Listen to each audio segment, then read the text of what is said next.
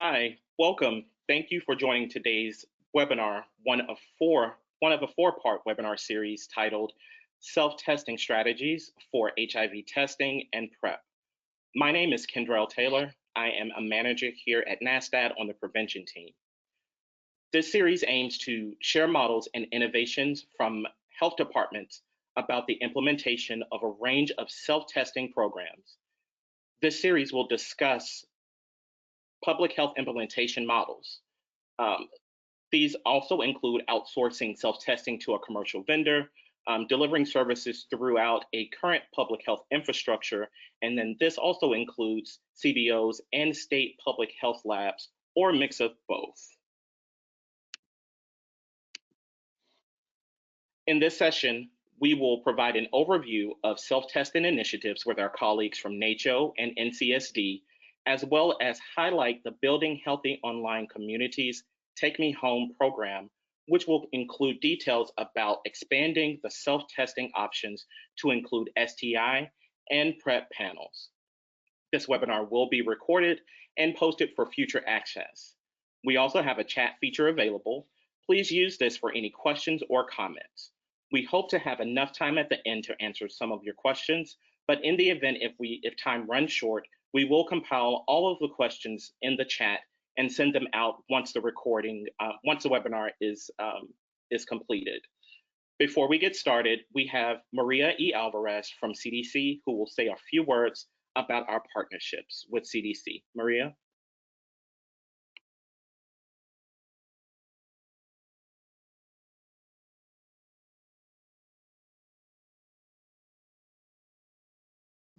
Good afternoon.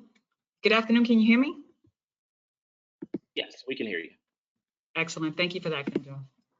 So good afternoon, colleagues, recipients, and partners.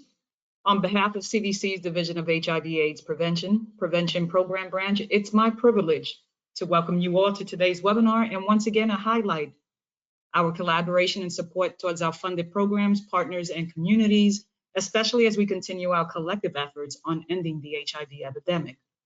In fact, and in honor of National Latinx AIDS Awareness Day, I will also greet you today by saying bienvenidos y hola. In the spirit of partnership, today we intentionally launched the second set of proactive technical assistance webinars targeting the HIV prevention workforce to continue to assist you in supporting your local efforts. In collaboration with NASTAD, NCSD, NACCHO, and several CBOs presenting today, we introduced the first of a four-part webinar series that will address self-testing strategies for HIV testing and PrEP access. These webinars are aimed to support health departments and community-based organizations to accelerate jurisdictional strategies and efforts towards ending the HIV epidemic during these unprecedented times. As you know, CDC remains committed to the ongoing partnership and provision of technical assistance services. Recipients, community members, and stakeholders from the local EHE Phase 1 counties are also encouraged to participate in today's webinar and future upcoming TA opportunities. So in closing, and like in the past, I will continue to call your attention to the ongoing importance of adding new voices during your local EHE planning efforts as we continue to strategize, mobilize, and implement effective community engagement and accelerated planning activities. Also, to align with today's webinar topic, I also recommend when you have time to please visit our CDC website, specifically the Stop HIV Together campaign, for additional materials, resources, animated HIV testing videos, and HIV self-test Instagram stories. Thank you for your time, attention, and interest in today's webinar. I will turn it back now to NASTAD. Enjoy the webinar. Thanks so much, Maria, for those words. So to begin the series, we would like to provide an overview of the different components involved in running a self-testing program. We'll go over different options that health departments, clinical providers, and community-based organizations may have at their disposal to deliver self-testing services. A self-testing program usually includes the development and implementation of internal operating procedures, protocols, or SOPs, which usually indicates the following elements: marketing, communication, and education resources. Questions surrounding this topic could involve How will individuals at high risk for HIV know that self-testing services are available? Can messaging anticipate and mitigate any mistrust and concerns that individuals might have about self-testing? Next, we have ordering the test. How will the client order the test? Will the program allow PrEP providers to order them? Next, we have test kit fulfillment. How will the program purchase, store, package, ship, and track the testing kits? Instructions, counseling, and results interpretation. How can the program ease and facilitate the experience of taking the test?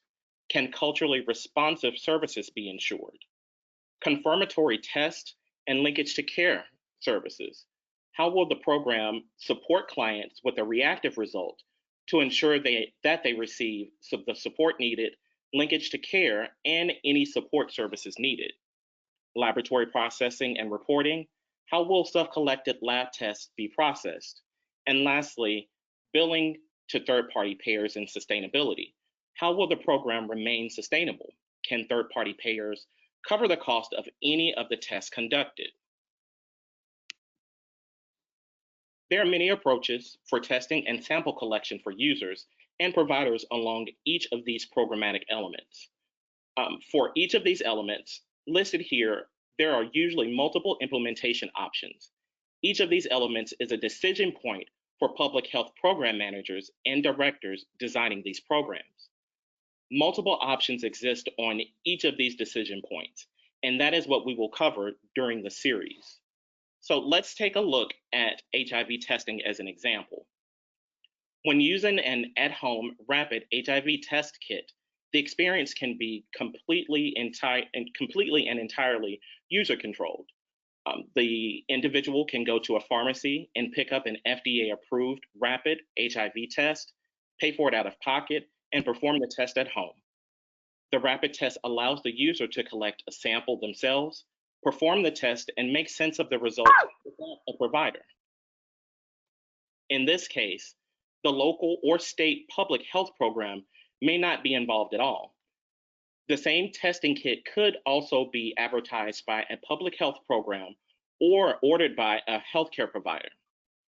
Public health programs could also offer counseling, linkage to care services to individuals, as well as perform the test as they perform the test at home using a video call or phone call. Even though these different self-testing models use the same testing technology, you can see that the experience of the patient and the role of public health changes substantially as programs provide additional layers of support. The public health infrastructure in providing self-testing is about access as much as it is about outcomes. HIV prevention programs across the country are stepping into more actively to provide self-testing options to ensure that individuals at high risk for HIV have access to testing regardless of income and health coverage, to overcome stigma, and to support individuals with a reactive result who need additional counseling and linkage to care services. In addition to the at-home rapid self-testing pathways, more and more health departments are exploring self-collection models. These models follow a similar set of decision-making points. An individual can order a self-collection kit online. The healthcare provider may or may not act as a link. As with the rapid testing, the self-collected kit can be obtained from a pharmacy, applicable public health program, or from private suppliers online. Usually prepaid postage and other materials are included to send to the lab. Through this model, users collect a sample that is mailed to a public health lab or a lab for processing. Also included in the package is information on how to obtain results and instructions on follow-up and receiving results. Labs doing these tests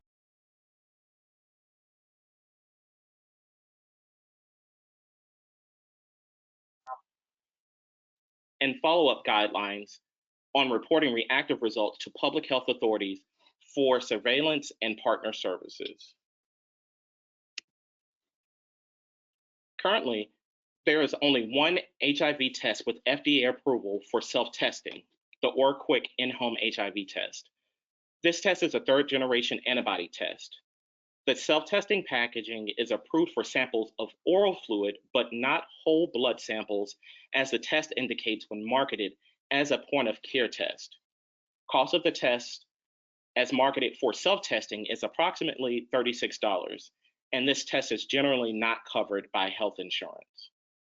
On the other hand, dry blood spot testing, otherwise known as DBS, is a self-collection model that uses dry blood spot punch cards collected from a finger stick or a finger prick. The dry blood spot samples can be amplified and processed during using fourth-generation HIV testing equipment. In addition to HIV, DBS samples can be used to test creatine levels for PrEP, hepatitis B and C, and other PrEP-related tests.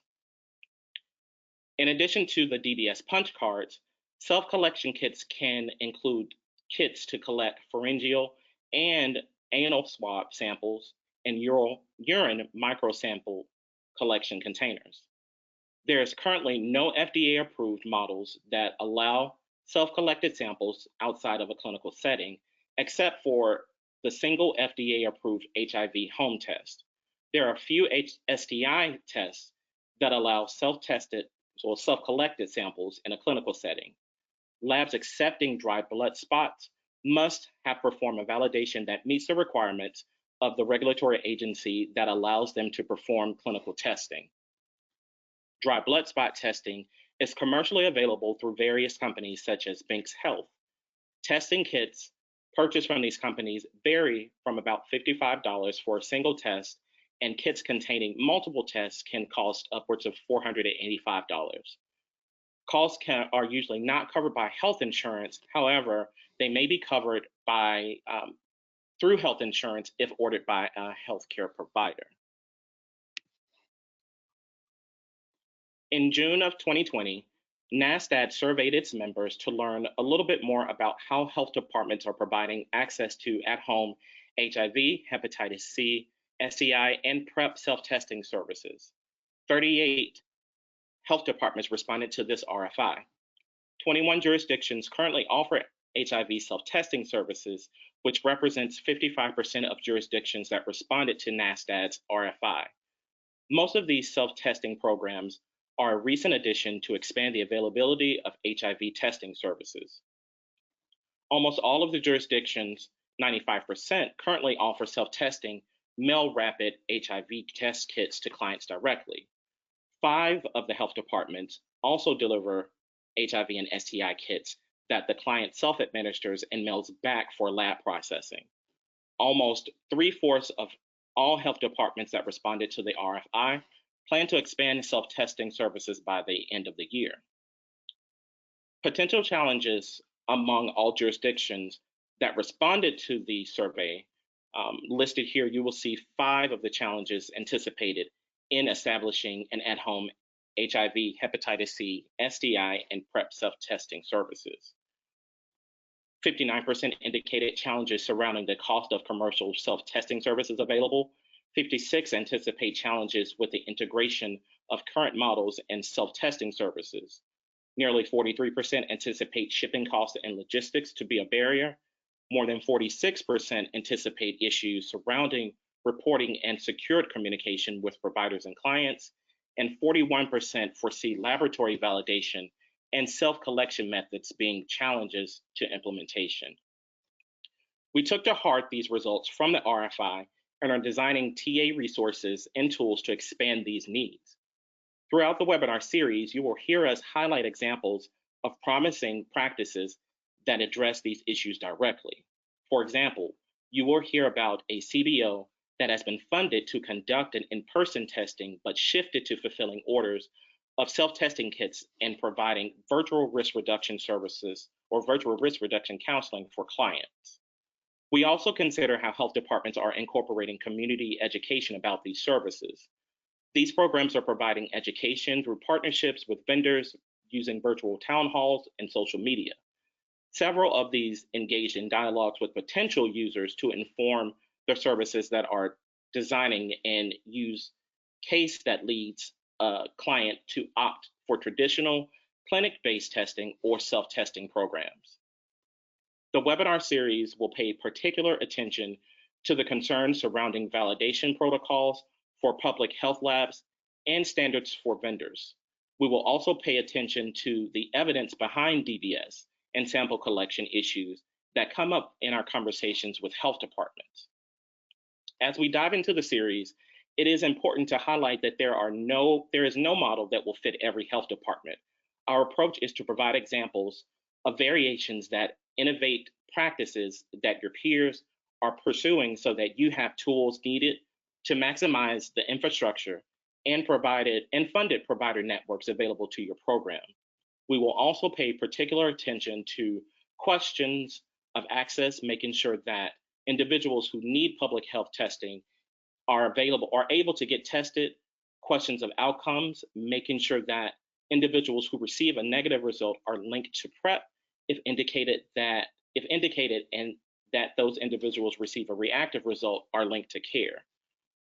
For all individuals at high risk for HIV, these programs are an opportunity to connect individuals to support services and develop an individualized prevention plan in a culturally responsive manner.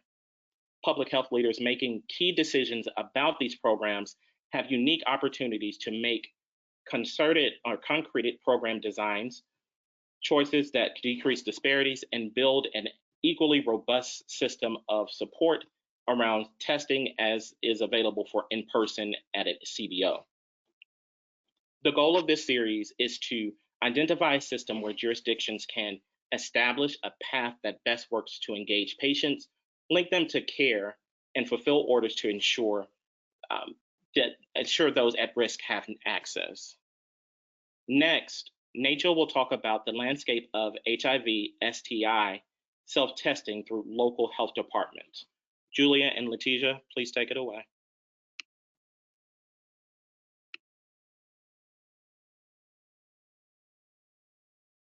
Oh, finally got the mute off. Can y'all hear me? Yes, we can hear you.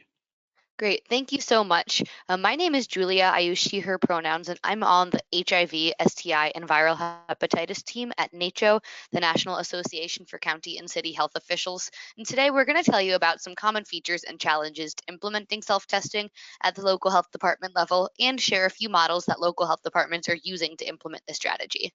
Next slide. As you can see on the screen here, just some of the ways that NACHO supports local health departments. We are the only organization dedicated to serving every local health department in the nation, and that's over 3,000 local health departments, big and small. So these are just some of our areas of technical assistance. Next slide. So back in May, when interest was really peaking in implementing self-testing for HIV and STIs due to COVID, we conducted a convenient survey and some interviews across about 40 local health departments, similar to the survey that NASTAD just shared, to identify some common challenges and priority areas for technical assistance. We actually found very similar results as NASTAD, so we won't spend too much time here. I'll emphasize again some questions raised around validation, surveillance, and follow-up, and how to do this in a world where you're not conducting your screening face-to-face, and COVID-19 as a catalyzer and a complicator for programs that really had to rapidly establish protocols amidst staff reassignments, being pulled to COVID, a switch to working at home, and even a shortage of urethral swabs. So if you'd like to learn more about how these challenges impact health departments, I encourage you to listen to the rest of our speakers or visit our website. Next slide. There are also, of course, facilitators that we found to implementing this strategy, funding, of course, being at the top of the list, but also really establishing relationships and buy-in across multiple stakeholders. This is especially important for establishing laboratory systems and making sure that you have the protocols in place, especially if it's a new program for you, with your public health laboratory or in-house laboratory, and also building organizational and community relationships, because for outreach and linkage to care, those relationships are even more important than ever when you're not seeing folks in the clinic. Next slide. So we want to spend most of our time today sharing a few different local health department models for implementing self-testing. And the first one I'll share is from Thomas Jefferson Health District in Charlottesville, Virginia. So Charlottesville offers rapid self-testing for HIV, and they do this mostly through social media and dating apps. They reach a really large rural and urban community, and they mail interested clients a rapid self-test for HIV. It's the oral swab in a plain brown box containing linkage to care resources and safer sex items.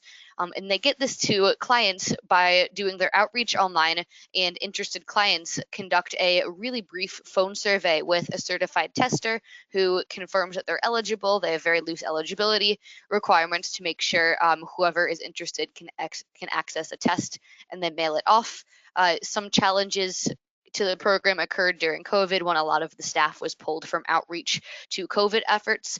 So now the health department is working to really strengthen its active referrals to its PrEP and expedited STD testing programs. One of the ways they're doing this is cross-training all HIV, STI, and harm reduction staff in these PrEP, expedited STD testing, and self-testing, interviewing, and linkage processes to really make sure that all of their programs are working in sync with each other. Next slide. Next, we'll share about the Baltimore City Health Department. So Baltimore is collaborating with the Johns Hopkins University initiative called I Want the Kit to offer self-testing for both HIV and STIs. I Want the Kit is a program run for almost 20 years from Johns Hopkins, which offers extragenital gonorrhea and chlamydia testing. And in 2019, the Baltimore City Health Department partnered with I Want the Kit to include rapid oral HIV tests in these kits. So users can visit the I Want the Kit website and order a customized test kit online with all the elements of the testing that they want. So there's 3-site testing, urine testing, and now the rapid oral HIV test.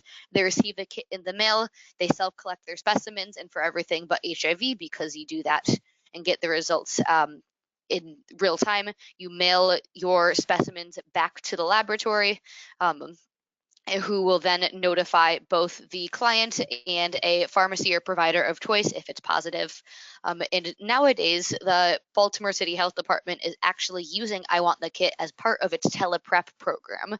So when COVID shut the clinic down for a bit, Baltimore City Health Department stopped seeing PrEP patients in person. So all PrEP patients are currently doing telemedicine visits using phone calls, and they complete their labs outside of the clinic. So clients visit both LabCorp in short 10-minute appointment slots to do their RPR, their HIV and creatinine testing, to the blood draw for that. And then they receive an I Want the Kit box for the extragenital STI testing mailed directly to their house, because the LabCorp in Baltimore doesn't allow self-testing at their location. So Baltimore City asks PrEP patients to self-report their tests once they receive results from I Want the Kit. And they really only use those rapid HIV tests in extenuating circumstances, and because they use mostly the ones with the blood draw for their PCR. I Want the Kit is at no cost to patients, though LabCorp can be expensive for clients who are underinsured. Baltimore City Health Department doesn't bill at all. This includes for their telephone visits. So there's a few interesting elements of the cost and billing there. And overall, they did see a drop in new PrEP enrollment since COVID started, like many other health departments, but they're seeing a really high patient satisfaction with the current system and those using teleprep. Next slide. Finally, in Denver, Colorado, the Denver Public Health Department has 2 different self-testing programs. One is their general screening, where they purchase in bulk a bunch of coupon codes directly from OraSure, and instead of distributing tests from their health department, Denver Public Health distributes these coupon codes to clients, which can then enter the coupon code on OraSure's website and redeem a free test directly from the manufacturer. This allows OraSure to handle all the logistics, shipping, and tracking, and allows the Denver Public Health staff to focus on their outreach and other programs. And on the screen, you can see the personalized inserts that Denver worked with OraSure to create that have linkage to care information and really localized resources for folks receiving those tests. They do also have a teleprep program that it's similar to Baltimore in that some of their PrEP patients that are doing teleprep have a 30-minute teleconference talk. They do a combination of commercial lab testing and in-home testing, where they go to a lab for a 10-minute blood draw, and then the lab also mails them a triple site STI testing via the mail or a quick HIV test that, besides the rapid HIV test, they mail back. And they do outreach for this program mostly through Grindr and Scruff. Though this is from April, so those flows might have shifted. We're happy to update you as we get more information. Next slide. I'm already running out of time, so just to share a few quick other innovative ideas we've heard from local health departments, really a lot of approaches to outreach and monitoring. For outreach, we have health departments that are doing distribution of kits at outreach events or even from their health department when they're not able to do testing, and even health departments that set up a hotline for education about testing and prevention. Clients can order a test over the phone, and health departments can do some data collection to find out, for example, where clients are hearing about their services. So a few different ideas there. Next slide. And finally, this isn't a health department program, but I do encourage those interested in alternative models for teleprep and self-testing to look up the PrEP at Home study offered by Emory University. Patients receive a full testing kit, including the DBS, dried blood spot, at their home and the mail specimens in. It's a really interesting model that some health departments like the Fulton County Health Department in Georgia are starting to implement. So that's all we have for you today. I think on the next slide, my email or maybe the slide after that, my email and that of Leticia Grant, who also is on our team, is available. If you have any questions about these health department programs or want to share about your own, please don't hesitate to reach out. So thank you so much. Perfect. Thank you so much, Julia. That was some super informative information. So like we said, here's our information. We will also have their information at the end of the slides. So next we will have Jenny or Jennifer and Chris from NCSD to discuss non-clinic based self-testing STI lab testing. Jenny and Chris, take it over.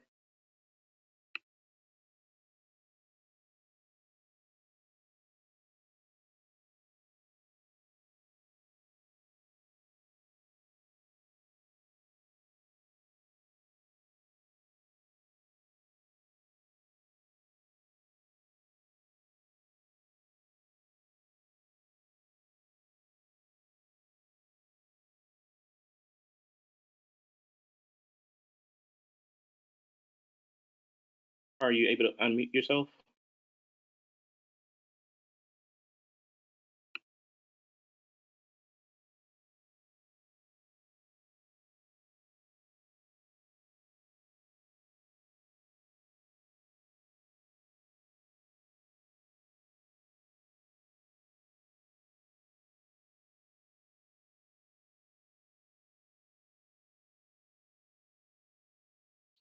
If you are, we cannot hear you.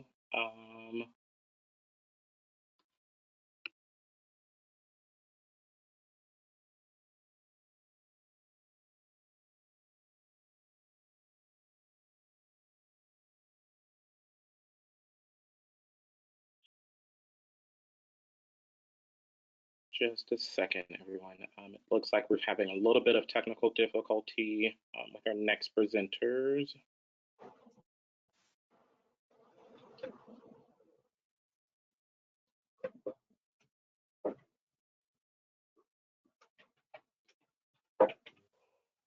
Here's someone that unmuted. Kendra, can you hear me? Yes, Chris.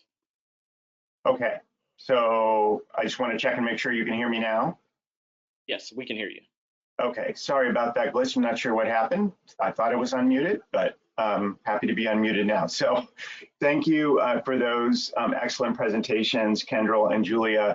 My name is Christopher Hall. I'm the chair of the Clinic Plus Clinical Advisory Committee for NCSD. My colleague Jenny Mon is also on the call today in case there are questions at the end. And I think what we will do is share the perspective of National Coalition of STD Directors in this area, and probably just end up reinforcing much of the content that has already been provided and providing some additional, a bit of additional perspective. Just for the sake of disclosure, I'm also an advisor to Neurex.com as well as QCare Plus, which are digital health providers doing PrEP and STI care.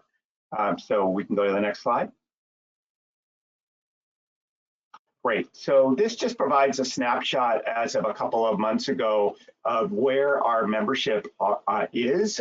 Just to remind people, our membership at NCSD is 65 full members who represent 50 states and their STD programs, as well as 15 other jurisdictions, and then we have affiliate members. But the bottom line of this slide is just to indicate that as of a few months ago, in our webinar series that I'll talk about, which was devoted to self-collection, only 10% of our members were currently offering at-home STI testing to their patients, and many wished to do this and to add this service, but the uptake of at-home self-collection was quite limited early on, or at least mid-year 2020. So you can go to the next slide.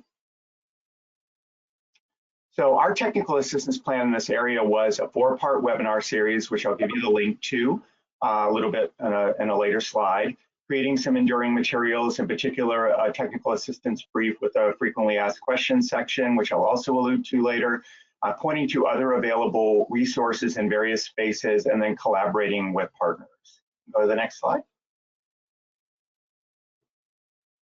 So we characterize the pathways to realizing at-home self-STD testing, which we're also calling non-clinic-based STD testing, as falling into 3 rough categories. One is to develop a homegrown program of your own, which utilizes either a local public health lab or some other local lab to utilize in-house providers and to self-fulfill all of your kits. That's to put the kits together, to send them and get them back. Option number 2 would be to utilize a third-party at-home lab interface solution. So you would continue to use your in-house providers, but you would use a third-party lab and with kitting and fulfillment. And then the third option would be sort of an end-to-end solution. So it would be to farm out the entire operation to one of a number of available digital health companies or services that exist. So as Julia had pointed out on the last slide, falling into the first category historically has been Johns Hopkins I Want the Kit program.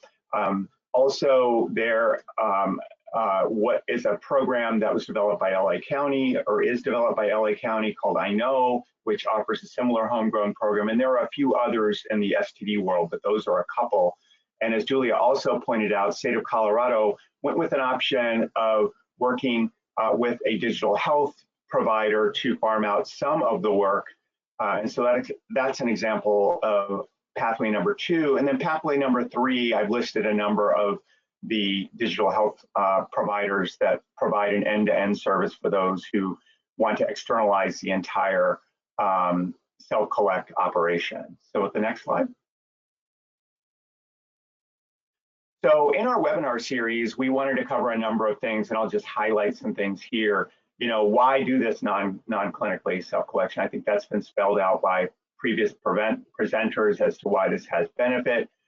Trying to characterize for folks how this is actually possible in terms of our regulatory framework in the United States for tests that are not FDA cleared to be collected, the specimens that is to be collected at home.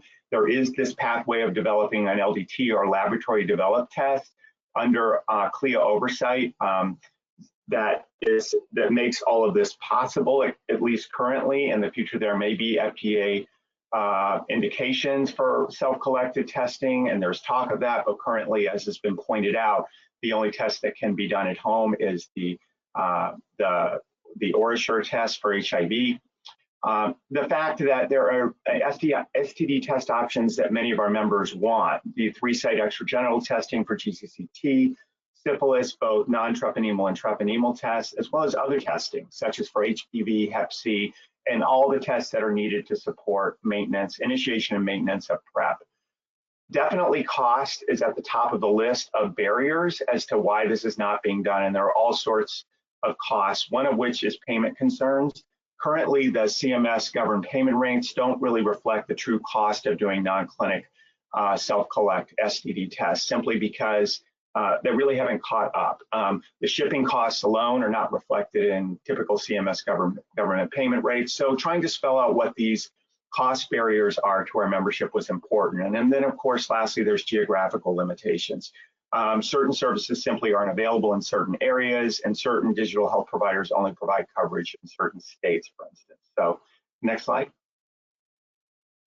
So I'm just providing a couple of screenshots of some of our materials, which are available at a URL that I'll give you later. So in our technical assistance brief, we wanted to cover a couple of the areas you see listed here, which I've talked about: the background, the penetration of self-collected STI testing in various areas, as well as the regulatory overview. Go to the next slide.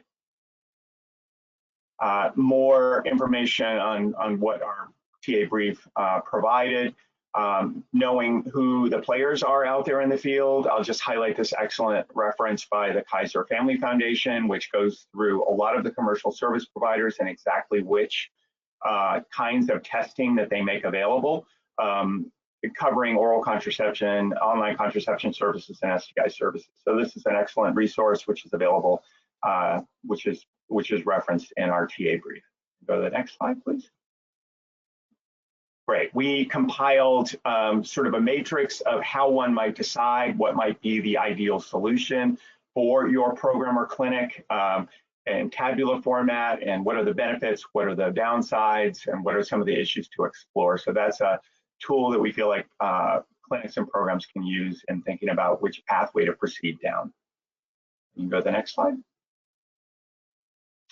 And then the FAQ, which we updated throughout the process of conducting the webinar series and continue to update. So you can find, in addition to NASTAD's FAQ, you can consult our FAQ for answers to some of the commonly asked questions in this area. Next slide.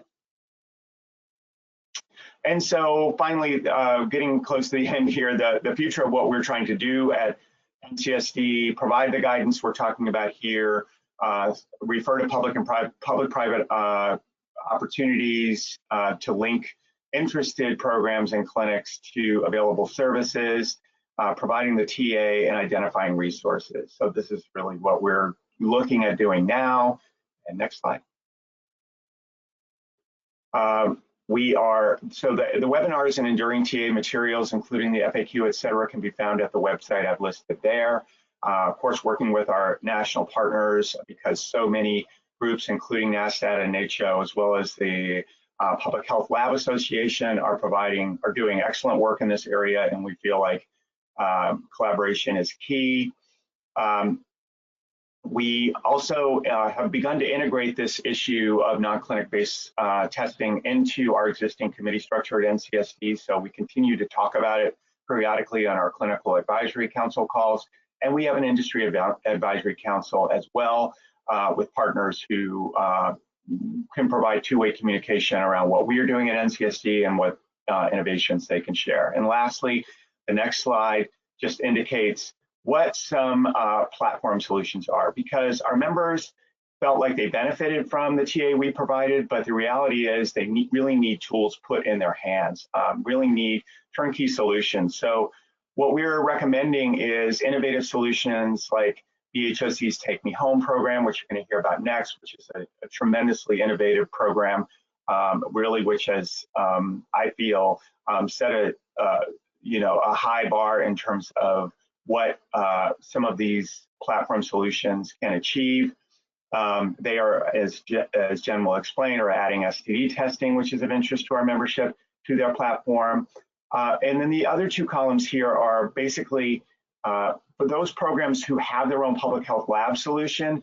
We want to support the platform that LA County and Denver Health are developing, which is basically a plug and play kind of platform solution for those localities that have a relationship with a public health lab that's going to do the validations. But if you do not have a local lab that is going to do the validations, at NCSD we are developing a platform solution called My Sexual Health Labs, which is essentially going to allow programs and clinics to, in a very plug-and-play fashion, access non-clinic based self-collected STD and PrEP maintenance labs through a portal, which will really be built to address their specific needs as STD programs. So don't have more information on that now because it's in development, but we certainly will want to come back to this group and tell you what we've developed and how STD programs are going to be making use of it. So appreciate the time and the opportunity to share with this group, and happy to take questions or get emails from you about more information we can provide you. Perfect. Thanks so much, Chris. The work that NCS does is incredible. And again, we will have Chris's contact information at the end of this presentation if you have any questions to follow up. Next, no problem. Thank you. Next, we have Jen Hecht from Building Healthy Online Communities to discuss the Take Me Home program. So Jen, take it away. Great, thank you, Kendrell. I just want to confirm before I start talking that you can hear me and everyone can hear me. Yes, we can hear you. Okay, perfect. Great, well, good morning and good afternoon, folks. Thank you so much for the opportunity to participate in this webinar. I'm going to talk about Take Me Home, which was really designed to enable health departments across the country to easily offer at-home testing in their area. Next slide, please. I'm just going to take a quick moment to share a bit of context about who we are at Building Healthy Online Communities, also known as BHOC, and how we got into this work on home testing. BHOC is a consortium of public health agencies partnering with dating apps to support HIV and STI prevention. And we work with all the major apps, including Grindr, Tinder, Scruff, Jack'd, Adam for Adam. We've partnered with many of these apps to ensure their profile fields include options and information on sexual health, such as an opportunity for an individual to indicate that they're on PrEP. We've partnered with Grindr on testing reminders and their Sexual Health Resource Center. And last year we launched tellyourpartner.org to enable people to anonymously let partners know that they may have been exposed to an STI and encourage them to get tested. That is a service that is intended to complement existing DIS services and is now run by NCSD. If you could advance the next slide, please. Here you can see some of our public health partners. And on the next slide, you can see many of the major dating apps that we partner with. Next slide, please. In our recent data from our partnership with Emory, they run a survey of 10,000 MSM annually, and we found that 75% of MSM used a dating app within the past year to meet a partner. So we also know that MSM app users report higher numbers of sexual partners and higher rates of STIs. They also report that they're more likely to have had a sexual health assessment and to have access to STI testing. Next slide, please. So we see a huge opportunity to reach MSM through the app. 22% of MSM on the apps have never tested for HIV. This is, again, according to our work with Emory, Emory's AMIS survey. And this number is even higher among MSM who are under age 25, who live in rural areas and or who live in the South. And this compares to less than 10% of MSM who report never testing through the NHBS data. In our formative research, we asked app users which sexual health features they wanted, and 77% reported that they wanted to be able to access free home HIV testing through the app. So knowing that there were many folks who wanted to access home testing and also who hadn't tested recently, we built a platform that would enable us to promote testing through the app. Because of our relationships with those apps, we're able to promote through free ads and embedded links. Next slide, please. So today I'm going to talk a little bit more about that platform called Take Me Home, which launched in late March. The service enables people from around the country to order a home test for free. The goal with this program is to address barriers to testing by making participation as easy as possible for both the participant and for the health jurisdiction. Next slide, please. We've leveraged our excellent partnership with NASTAD for this project to help us coordinate with state and local health departments who want to participate. Health departments who want to participate can sign up through BHOC, and then we set up payment through NASTAD. And NASTAD has been working with our vendors to maintain contracts, as well as accept payments through the health departments. Importantly, health departments do not need to take care of any of the logistics of packing, shipping, ordering kits, or hiring staff. And through our partnership with Grindr and several other apps, we're able to promote directly to consumers. Next slide, please. So I want to take you through what the experience is for the participant once they see an ad. And again, typically they may see that ad on the dating site. The whole process takes less than 2 minutes. So I want to show you a video. And Kendrell, if you can help me by clicking on that link or opening that video.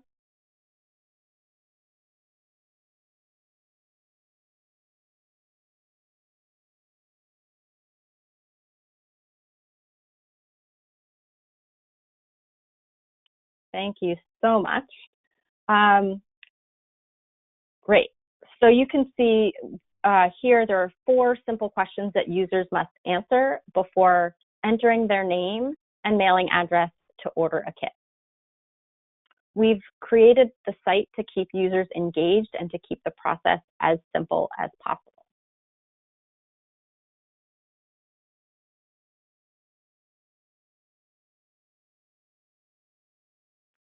Jurisdictions have the option of enabling users to order only 1 test or up to 2 tests.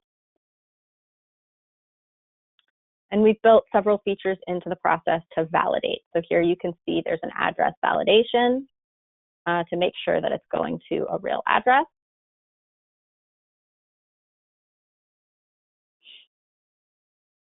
And here they can select either 1 or 2 tests. And this is dependent on what the jurisdiction enables for their particular area. So then we want to give more information for users about what to expect, so they'll know what the package is going to look like. And then we encourage them to complete some more questions about themselves.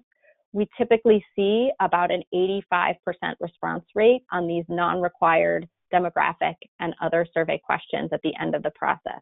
And we really choose to do it this way to make the process as simple as possible and to encourage the greatest number of participants to get through the process and be able to actually order the kit. At the end of the process, you'll see that we link back to local resources, which are compiled by us with it for each health department that's participating.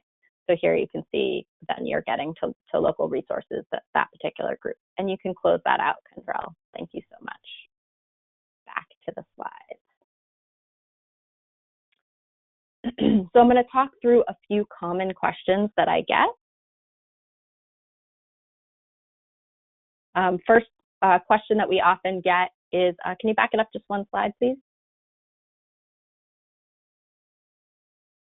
Thank you so much. First common question that we get is, what is the eligibility criteria? So here you can see it's currently it is for folks who are over age 18, have not had an HIV test in at least a year, and are in a participating zip code. And really the intention behind this was to make sure that we were complementing existing clinic-based testing and really focused on individuals who were having trouble accessing testing. We often get questions about what happens when an individual tests positive. So we have provided a series of different resources for individuals who test positive. The first thing is that when individuals receive the kit, they are directed back to our site where they can get local specific resources. So in your area, you can determine what's the best next information you would want that person to get confirmatory testing. It may be that you have a hotline or a health department phone number. It may be that you have a specific website or a specific clinic you want to direct them to. But importantly, they also get OraSure resources that are included with the OraQuick kit. And that includes a 6-minute video that walks the individual through the testing process and a 24/7 hotline. And that hotline is really important. So if any individual has a question about anything related to the test itself, or if they happen to test positive or have a preliminary positive, they can get resources and referrals through that site as well. So that's a really important resource. We also include information about STI testing, condoms, PrEP, and U = U. Another question we often get, how much does it cost and what is included? So the cost, we really consider this a service, as you can see the way it's set up. And the service is calculated on a per kit basis, which is $46 per kit.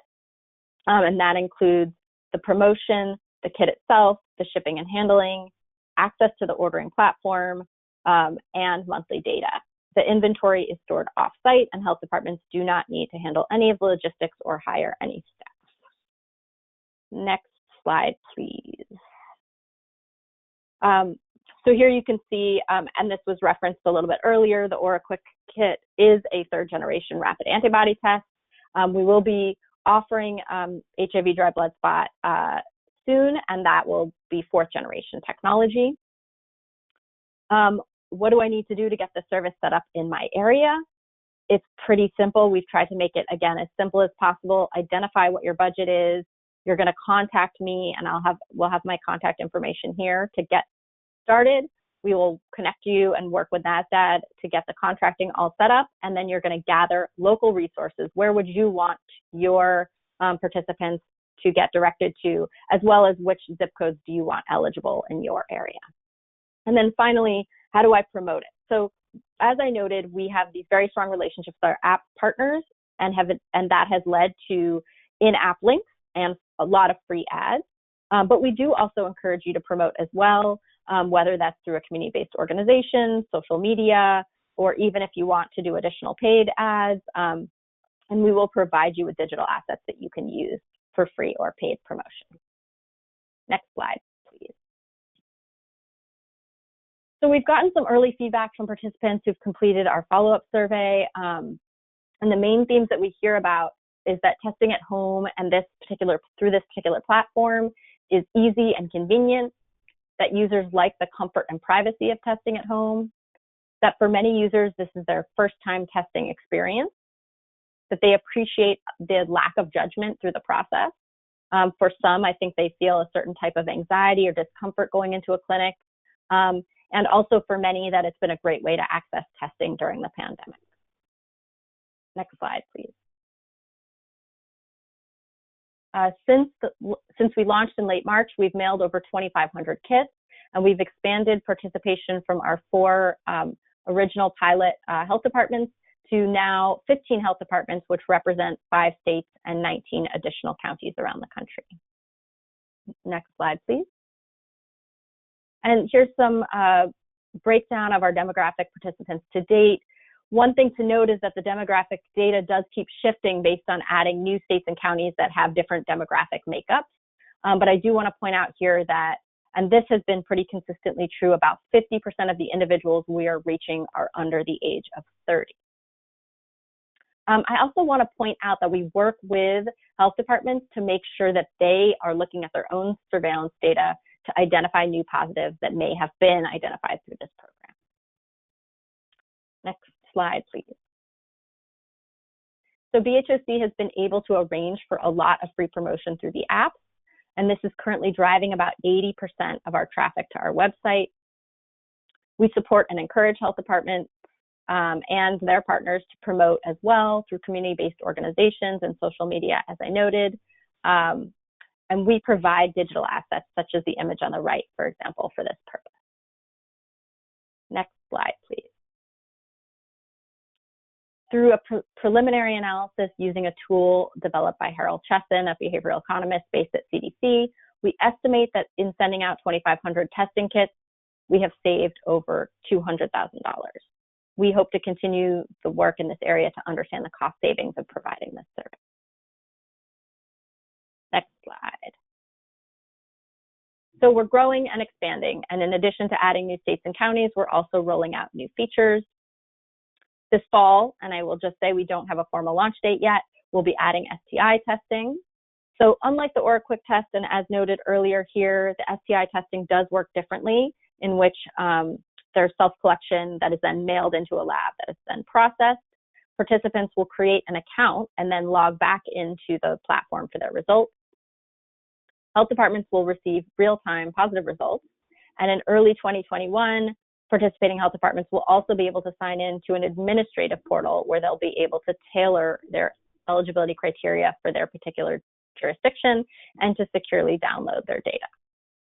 We're also working on translating the website and collateral materials into Spanish, and we are working in early 2021 to explore options for billing insurance. Next slide, please. So I just want to share a few more details here about our STI packages. We will roll out with 3 packages that are noted here. So one will be an HIV dry blood spot only.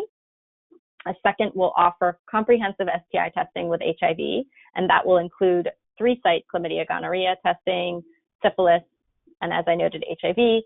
There will be an optional hepatitis C depending on risk eligibility. And then finally, a PrEP panel that includes HIV dry blood spot and creatinine. So we're finalizing pricing sheets currently with NASTAD, but just to give you a general sense of cost, we anticipate the HIV dry blood spot to be about $55, the comprehensive STI and HIV to be about $140, and the PrEP panel to be about a little over $60. I get a lot of questions about syphilis samples, so I'm going to share with you the information that I have from the lab. The sample is collected on the HIV dry blood spot card. There is also a microtainer for those who have a known history of syphilis. The microtainer enables a greater collection of blood. The dry blood spot sample is first tested through an EIA assay for qualitative detection of the IgG antibodies. And if it's negative, the sample is reported as not detected. If it's positive, the sample is repeated in duplicate using the EIA assay. If at least one of those duplicate repeats are positive, the microtainer sample is then used for the RPR qualitative. If the RPR is positive, then a full titer is performed. That is the information from the lab. So we'll be starting with 3 pilot sites, and then we'll be expanding this to other sites down the line. And just to note that sites will be required to have a medical director of record. Next slide, please.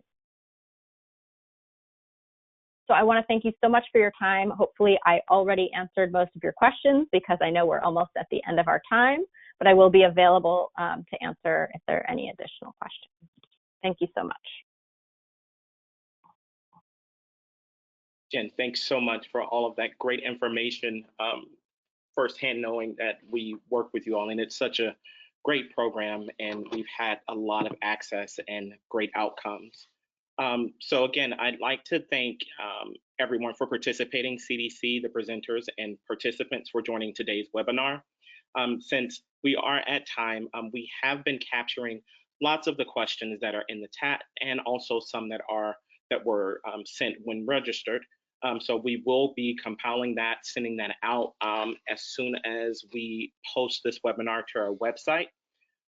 Contact information here is also listed to request CDC capacity building assistance or technical assistance here at cdc.gov/HIV/program resources/capacity building. Again, this webinar will be recorded and will be sent out within the next 2 weeks. Dates for the remaining webinars in this series are forthcoming and will address the following topics: integrating self-testing with providers and partners, program evaluation and financing, and innovative strategies to improve access to PrEP monitoring, labs, and testing for HIV, viral hepatitis, and STIs. On behalf of NASTAD, we'd like to thank you for joining today's webinar and have a great day.